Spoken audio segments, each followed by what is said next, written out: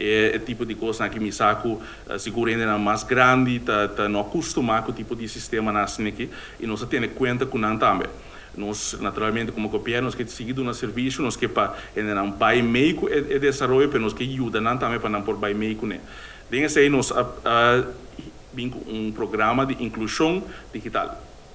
Essa aqui está encerrado com nós, nem mesmo na meio com nós está tendo na mão e cada junto com nós para não por sim a compra digitalizar, compra tal está de nosso sistema na conosco digitalizar. Pensa aí nós por exemplo, nós temos um vídeo de informação. Começa aqui, meu colega não mostra, como por exemplo, no momento que você subir a nossa petição para vestigingsvergunning, você subir o sistema, botar um vídeo que mostrar preciso, daqui que você está falando que você tem que tomar para pôr a boa petição e assim não por ronda a aqui.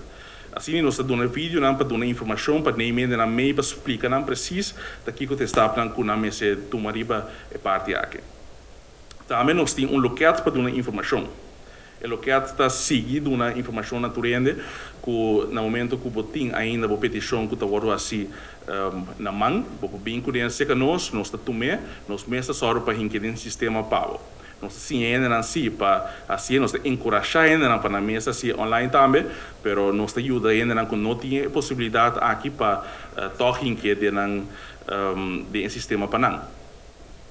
E outro step que nós estamos tomando, três steps, outro step roupa interessante, tá centro de serviço de governo. Centro que está caminhando aqui na Batalha, todo serviço de governo que para turbo permitam. No saco atualmente se você assim por exemplo, porque railways, você tem que vai na tua tentando se você vai pagar por railways, você tem que vai por placa número, você tem que vai financiar. Se você VOG, você tem que vai na bestuurscollege. Assim, diferentes serviços do governo para plamar rond de isla e está assim para o para o cidadão é difícil pensar preciso na qual local é necessário para que serviço. Pensei também nós pensa para vir com centro de serviço que ainda todo serviço de governo está em Anang.